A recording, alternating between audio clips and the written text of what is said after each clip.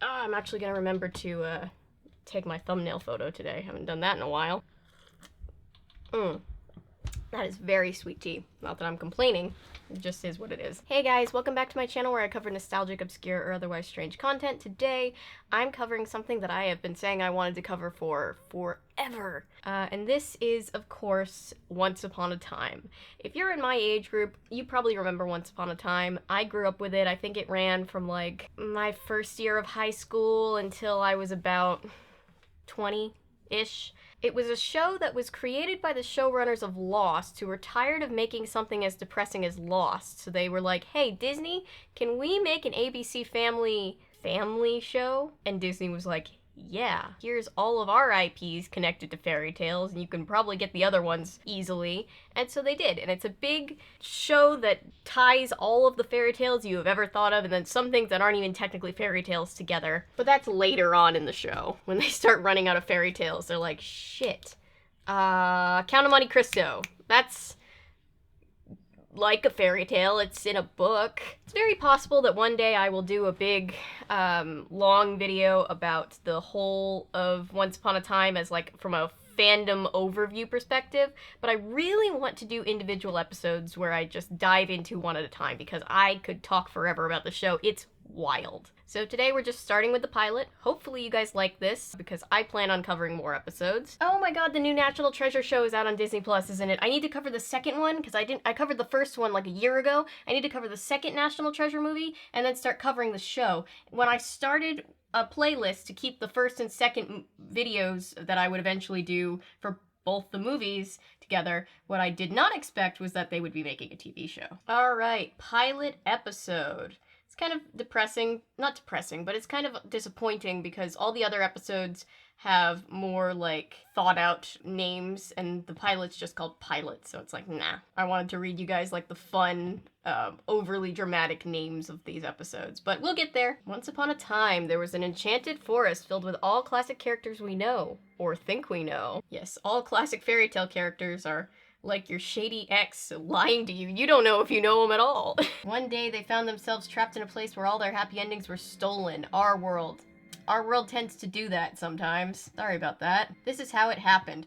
We're not even 10 seconds in. We haven't even seen actual footage yet, and I'm already just like, this is going to be... I made a good choice by saying I was going to cover each episode individually. There is absolutely no way I can get all of my feelings out in one big video, but the one big video probably will come later in life. This is a comfort show that I watch so many times. If you're going into it imagining like groundbreaking primetime show, you're going to be disappointed, but if you're picturing like a really high budget kids show, you're probably gonna have fun because it's just a goofy, turn your brain off good time. You're too late.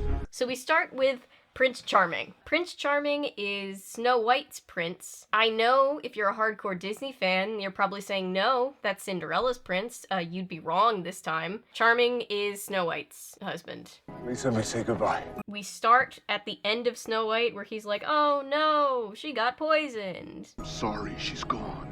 And then he just accepts that she's dead like a quitter. You ever wonder what would have happened if nobody had woken Snow White up? She would have woken up like Rip Van Winkle like 30 years in the future and been like, guys, I had to have still had a pulse. He kisses her. Not only does she wake up, but we see magic spread throughout the land, seemingly undoing a curse over everything. We'll get to that. It'll unwrap slowly. You found me. This will become a running thing with them. The finding each other. But you never have to worry, I will always find you. It's a thing. We now skip to their wedding. They're getting married. Good for them. And look who crashes the wedding, because in this version of the story, she didn't get crushed by a boulder. Sorry I'm late. Lana Priya absolutely slays as the queen, but can I just say, they messed up the keyframing, or I don't know what you want to call this, I guess the green screening, we'll just say, because it looks like she's like sliding through this room. It stresses me out every time I see it, I'm sorry. She's not a queen anymore. You see the feminist notes. Whether it's good feminism or not, we'll never be able to know. Historians will be trying to figure out whether or not this show was a good representation of feminism for years to come. But you can see like the notes of strong, empowered female characters on this show, which the show does well in a lot of cases. We see Snow White grab a sword from Prince Charming and just be like, out of my way, bitch. She's nothing more than an evil witch. And just like shield the prince, which is nice. It's a nice change. Back in 2010, 11 when this started, this was enough of feminism to be worthwhile, I guess. I'm not complaining. There's nothing wrong with it. It's just, it is what it is. I've come to give you a gift. So she shows up and she does the thing that I feel like you're not supposed to do. She tells everybody about her evil plan. But tomorrow my real work begins. Which gives them a heads up. Hey! And then Prince Charming, bless him, he's a himbo husband. We appreciate him. He tries to throw a sword at her, and this whole show could have been prevented if he just hadn't yelled, "Hey!" Hey! and waited to get her attention before he did it. We now see that this story is being read about by this character. This is Henry. Henry is adorable. It's more than just a book. His storybook is a central part of this show. I have long since wanted to make a recreation of it with all of the stories, like go through the whole show and just try to like isolate the stories as best I can with like the pictures and things. If I do that, that will also be a big video. I have all the supplies to do it. I found a book that's like a sign-in book that's the right shape. Hopefully I'll be able to do that. It's a passion project of mine. I'm a nerd. You take credit cards? Oh, 10-year-old blue credit card. Then we flash to this character. This is Emma. She is in a pretty red dress at a fancy restaurant going on a first date. Tell me something about yourself, Emma. Today's my birthday. Oh, first date on your birthday. That sounds so depressing. The sexiest, friendless orphan that I have ever met. Huh. Pickup strategy by calling her an orphan. I mean, You are handsome, charming, she's flirting back, so maybe it's working. the kind of guy who embezzled from your employer, got arrested. Oh, that's not flirting. Your wife loves you so much that she bailed you out. Yeah, she's not actually there on a date. She had him believe that this was a date, but she is a bail bondsman. Bail bonds person. She insists throughout the whole show on being called bail bonds person because she's not a man. But isn't it true that like the usage of man in terms of like bail bondsman, fireman, like it's short for woman in that case, so it's still correct? I don't know. If you want to be called a bail bonds person, go for it. She just walks casually as he's scrambling for his car in these massive heels with no hurry because she knows that she's booted his car, which is kind of a power move. Take care of your family. Hell do you know about family, huh? Oh, dude, that was low. Yeah, I don't condone violence, but you had that one coming to you. Oh, well, you don't even have a family, so why are you arresting me, you cop orphan? Jesus Christ. She lights a sad little candle and a sad little cupcake for herself in her beautiful apartment, by the way. Bail bonds persons must make a lot of money. Good for her. There's a doorbell. Well, there's somebody at the door. The doorbell goes off. Can I help you? And it's the little kid. My name's Henry. I'm your son. Well, this night got even more awkward now. Usually the whole, I have a long-lost kid I didn't know about, it's usually the guy finding out. It's not too often that you have the mother being like, oh yes, my long-lost kid. We don't see that trope too much in TV. Because obviously she knew she had a kid. Like, she gave birth to him. I don't have a son. She tries to lie to him about it. Did you give up a baby for adoption? And he's smarter than she is, and she's like, ah, shit. Yeah, so she was a teen mom. She had to give up Henry for adoption. And now he is 10 and he has tracked her down in Boston. Not to have an existential crisis or anything, but she's definitely having an existential crisis in the bathroom. Hey, you have any juice? It's in the left door, Henry. Never mind, found some. She actually is ready to deal with this crisis way quicker than I would. She like only hyperventilated 2 times. I need at least 10 minutes of hyperventilation before I can deal with big life stuff. I'm calling the cops. And I'll tell him you kidnapped me. All right, so he's blackmailing her into taking him back home to his sleepy little town in Maine where he lives. And they'll believe you because I'm your birth mother. She can't call the cops because he says he'll tell them that she kidnapped him. And because she's the birth mother, they'll buy it. They'll believe the 10-year-old. Yep. Let's look at him. He's an adorable 10-year-old. Who wouldn't want to believe him? I can tell when anyone is lying. Anyone? You, kid, are. Honestly, underrated superpower if you had it. Come home with me. Where's home? Storybrooke, Maine. Yeah, the town is called Storybrooke, and the showrunners knew that that was a silly name for a town, and it was very on the nose because they even have Emma be like, what? That's a town? That's where you live? Storybrooke. Seriously? We're now flashing back and forth. Get used to the flashing back and forth. Every episode flashes back to ye olden times in fairy tale world, and then also comes to current times in our world, which is Storybrooke, Maine. What's wrong? So now we're back in the past with Snow White, who is pregnant. I can't keep having this conversation. You have to let it go. You can't let it. She said she would kill everybody. You can't just let it go. It's not like she stole your meatloaf recipe. She threatened to murk everybody. And he's just over here like, we gotta let it go, babe. She poisoned an apple because she thought I was prettier than her. I don't want to get ahead of myself because we're not going to figure out the plot line in our little watch through of this for a few episodes, right? I have a bone to pick with this though, because in this version, and I don't think it's any spoilers to say because I'm not telling you why, in this version, it turns out that she did not poison an apple because she thought she was prettier than her. It's a little more complicated than that. And clearly they were not planning on that when they made the pilot, because that is a line that Snow White says. And I would love to find a way in my brain to reconcile it with the rest of the plot, because it just irks me every time. Let me talk to him. Ladies and gentlemen, him. You don't mean... I do. No. Him happens to be one of my favorite characters in the whole show. We don't get to see him yet, we're back in Boston. Anyway, Henry is being driven back to Storybrooke by Emma. What's that? I'm not sure you're ready. You know that the kid who thought you were ready to meet your long-lost 10-year-old in the middle of the night unannounced has some big news when he's like, I don't think you're ready for this. You're cool with that. I knew you were ready for that, but this? Nah.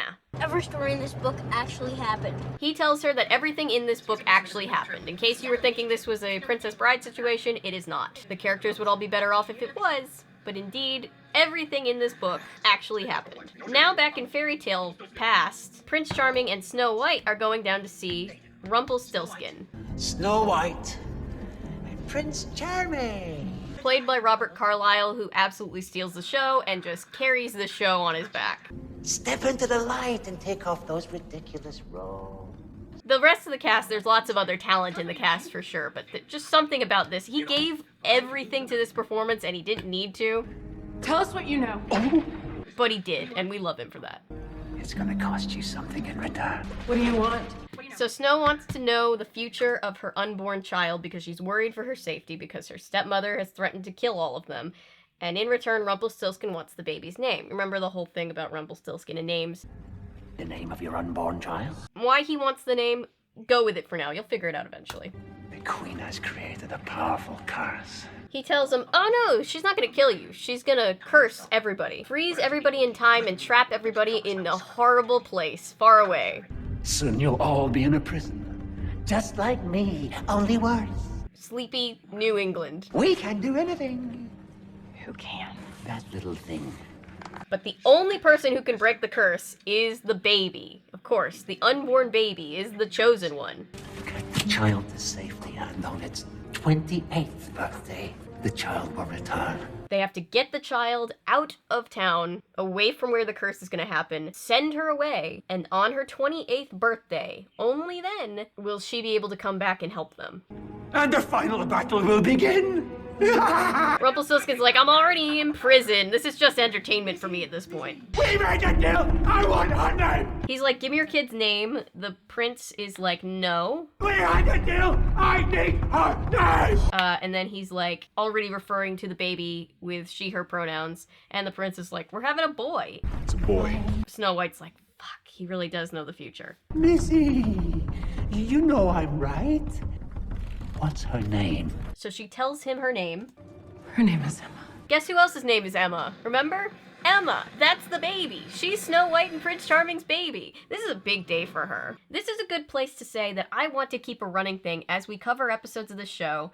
I want to keep a running tally of the family tree, right? Because it gets wild. What can I write on here? Okay, so we've got Snow White and Prince Charming. Okay, I could be using the top-down camera, but I'm not. So you got Snow White and you got Prince Charming. Okay, we now know. Oh, and we've been introduced to the Evil Queen. So Evil Queen is the stepmother. We haven't met Snow White's actual parents yet, but we've got the Evil Queen over here connected to Snow White. Snow White and Prince Charming, we now know, have Emma, who is our protagonist, kind of central protagonist to the plot, right?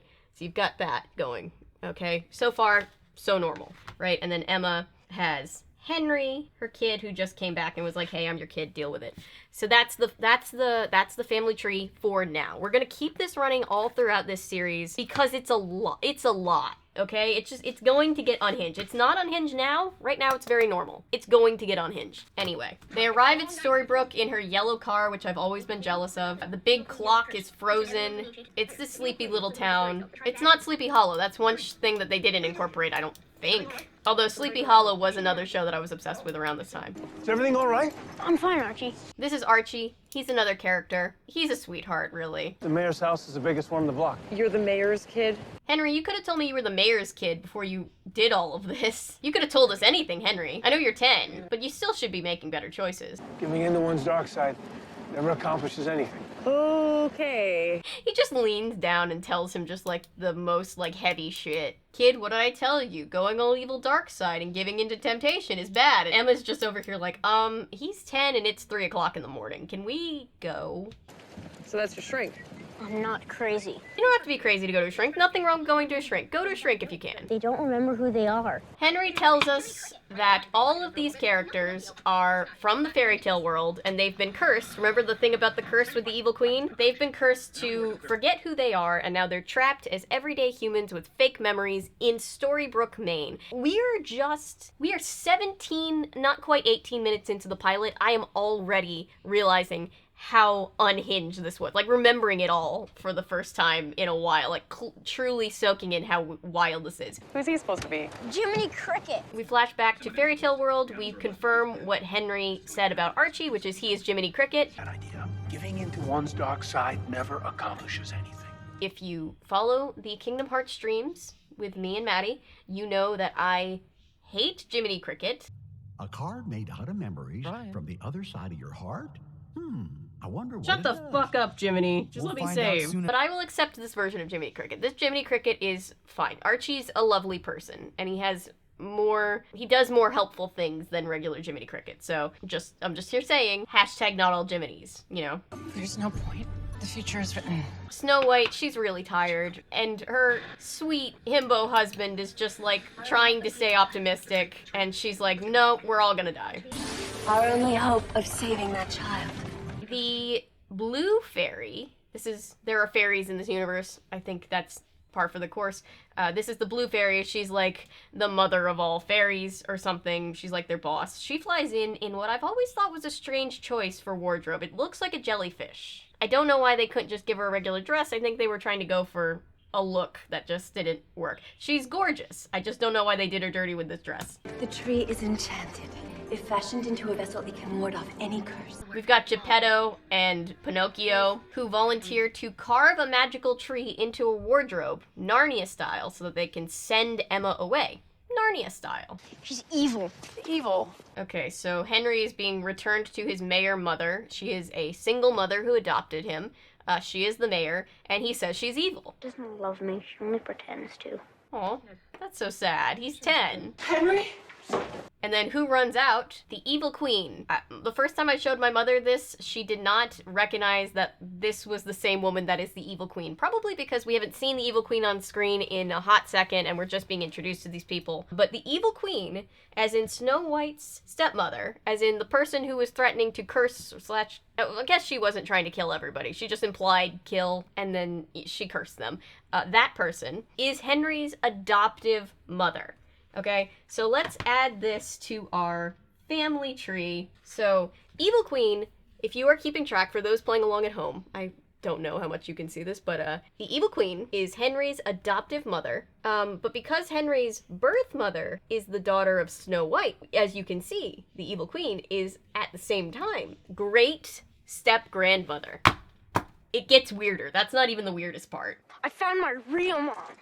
She's gonna pull a lot of shit, but I've always felt very bad for her in this moment. Because she is evil, but she does love Henry. You're Henry's birth mother?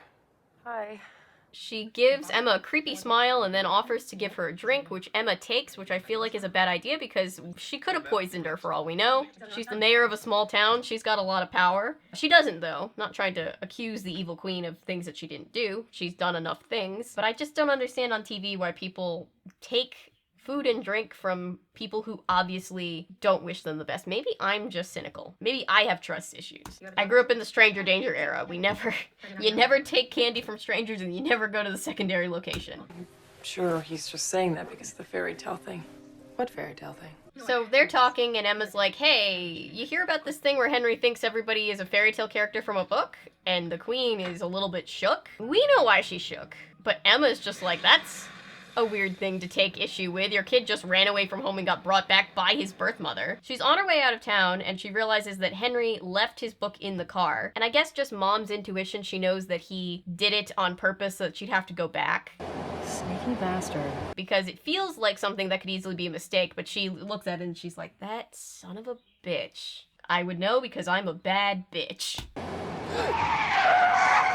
She then sees a white wolf in the road, which you might know is kind of a good luck charm symbol thing for me. Long story. It's not good luck for her, though. She crashes into a sign. The welcome to Storybrooke sign. She probably doesn't feel very welcome. Back in fairy tale land, Geppetto and Pinocchio are building this wardrobe. Bonding. I'm not leaving you.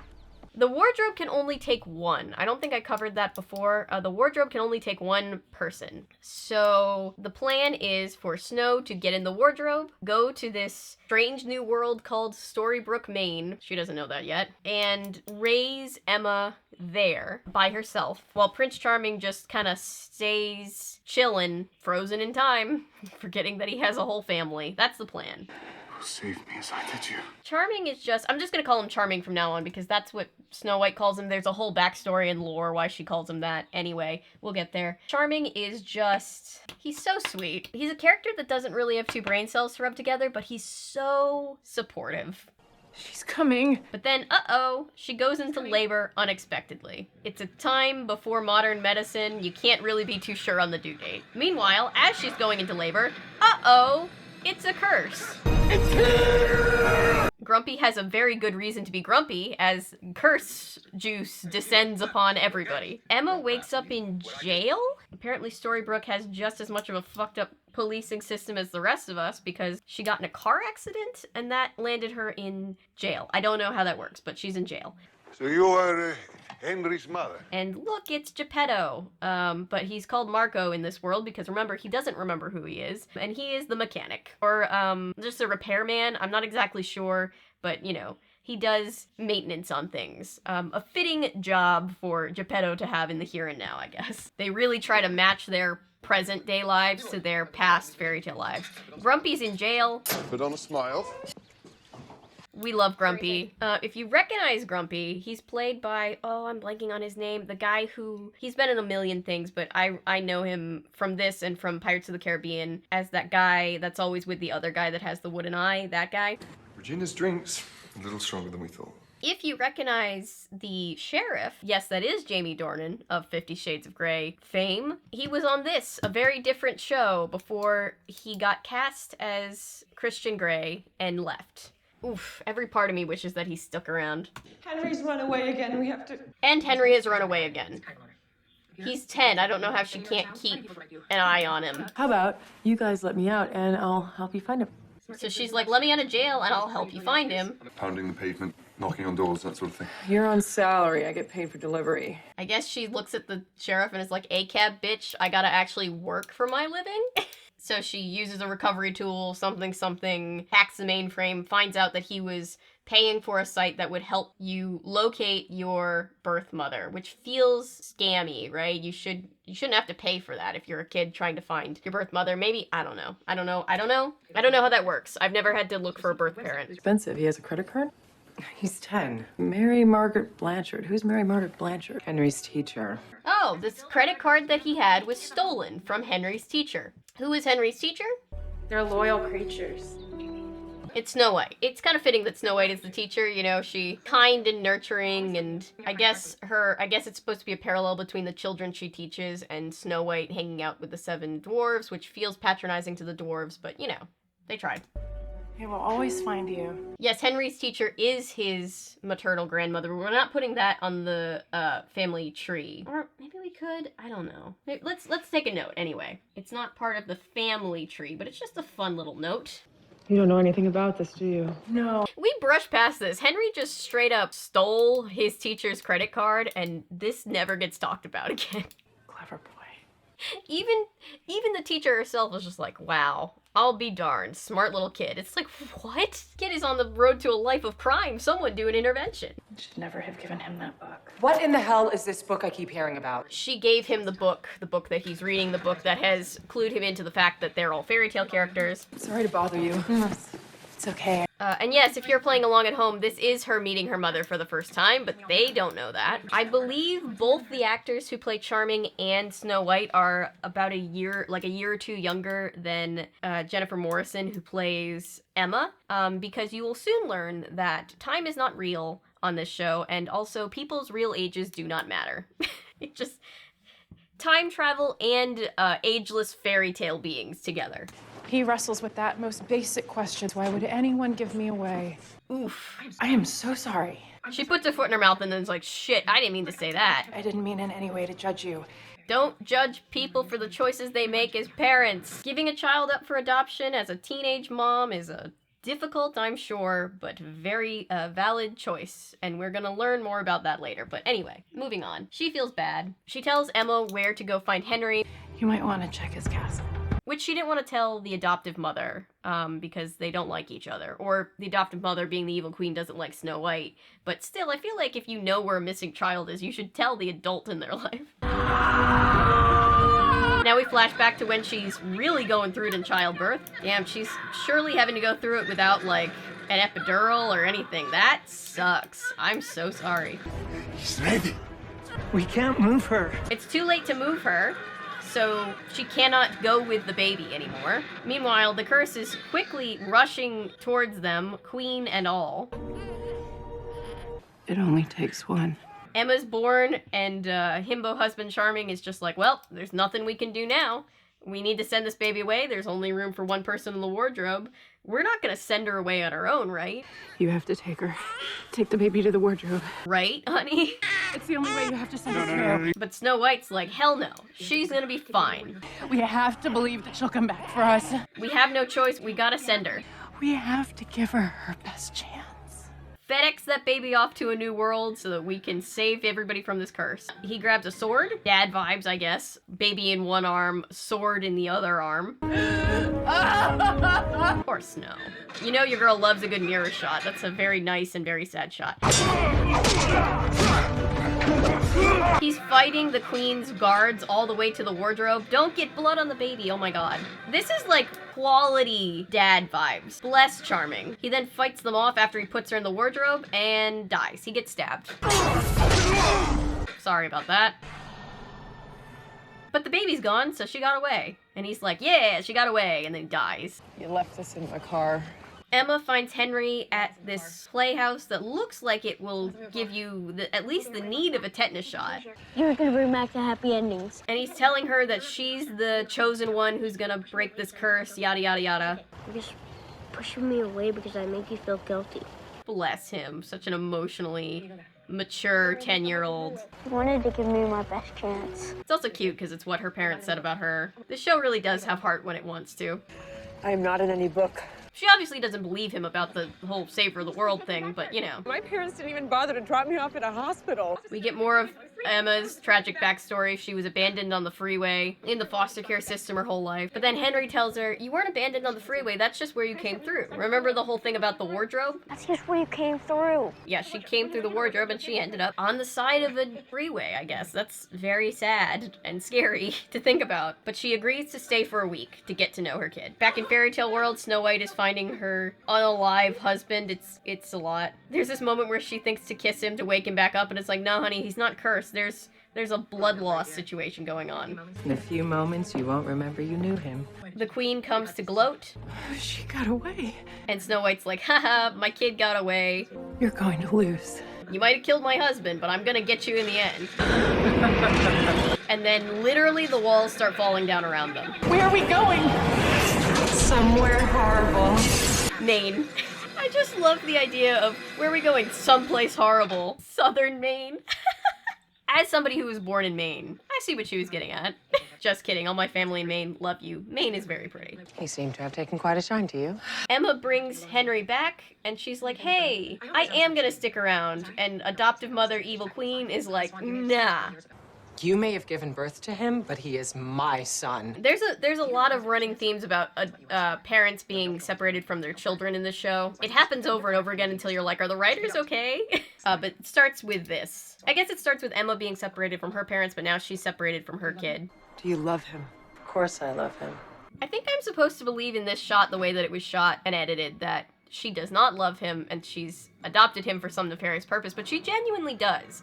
All the crazy shit that she does, she really genuinely does love Henry, and like the evil queen being somebody who's good with kids and loves kids is kind of it's a nice unexpected plot point, isn't it? Now as we're coming to the end of the episode, she finds the storybook, very ominous. Meanwhile, Snow White is in the hospital dropping off flowers to, oh look at that, he's not dead, he's just in a coma. I guess the curse took effect before he was legally dead. Emma now goes to Granny's like Granny's bed and breakfast, as in Little Red Riding Hood and her granny. Now you're going out again.